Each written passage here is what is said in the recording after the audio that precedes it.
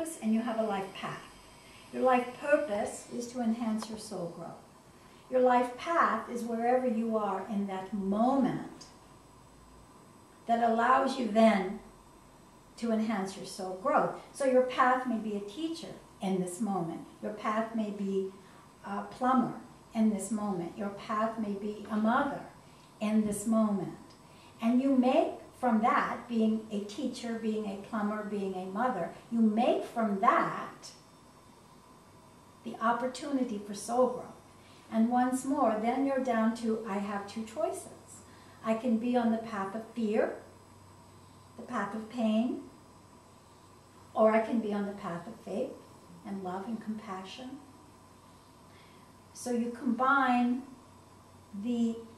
what you are doing with who you are being in that moment. You are doing mother, you are doing plumber, you are doing teacher, you are being faith, you are being peace, you are being love. Do we design these life paths before we incarnate, or can we amend them once we get here?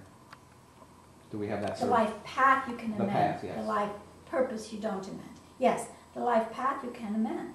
And let's speak of Connie. She knew when she came, she had the contract to be a channel.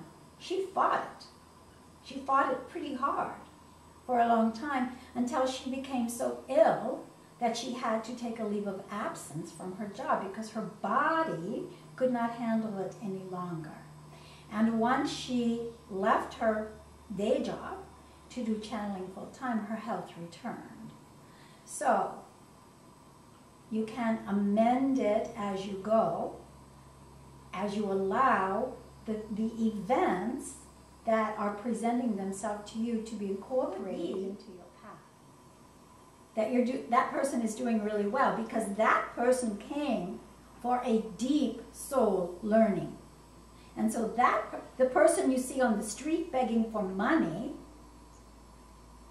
it could be that that person wanted to experience being a beggar in this life, being homeless in this life, so that that person would have compassion for those who are homeless. Mm-hmm. Because in a previous life, that person had no compassion mm-hmm. for those who are homeless. So, is that person who is homeless and hungry and sick, as you said, enjoying the life, having a good time in the life? Some of them are, aren't they? Some of them are allowing that life and making the best of it. And as people judge him,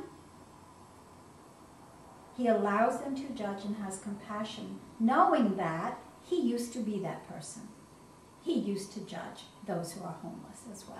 Does that answer your question? It does, but that's an interesting scenario because it brings up the concept of free will. What if the person who's a beggar and homeless on the street truly doesn't want to be that anymore? But yet it's their life path that they chose before they incarnated. Absolutely. And that's what we were talking about a while ago.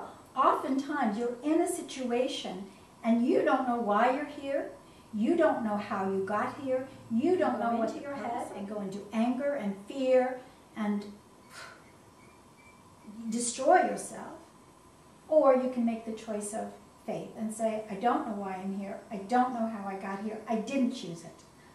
I don't remember that in a past life I was critical of these people, but there must be a reason for this, and I will do my best to allow myself to figure it out. Mm-hmm. At this point on Earth, isn't it true that we've had lives where we've been killed and been killers, been beggars and been rich?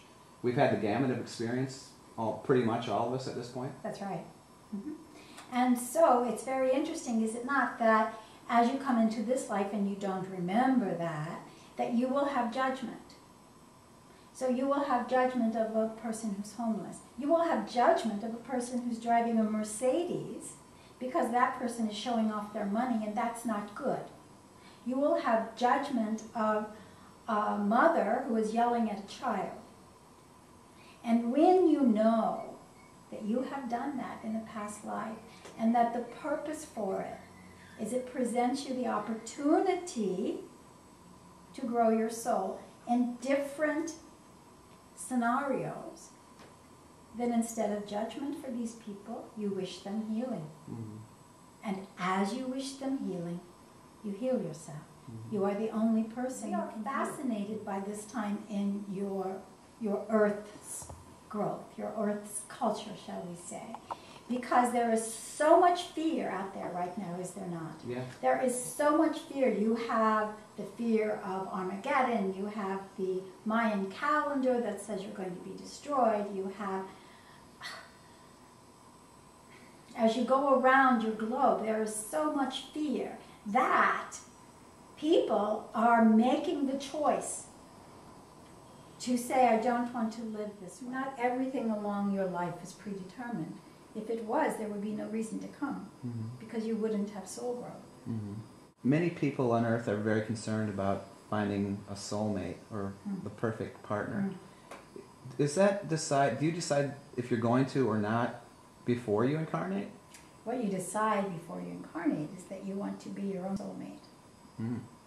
And that finding your own soul and loving and nourishing and soothing your own soul is, if you like the word, the secret.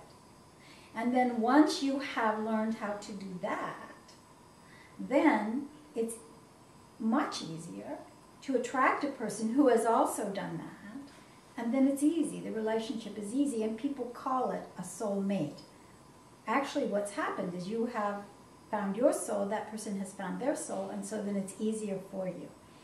If you are looking for a soulmate in order to complete you, it will never work.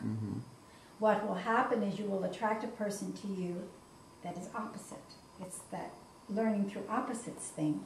So you attract someone that's outgoing, you're not, so you want an outgoing person because you want to be more outgoing, but you don't become more outgoing, and then you're angry at that person, and it just doesn't work. Right.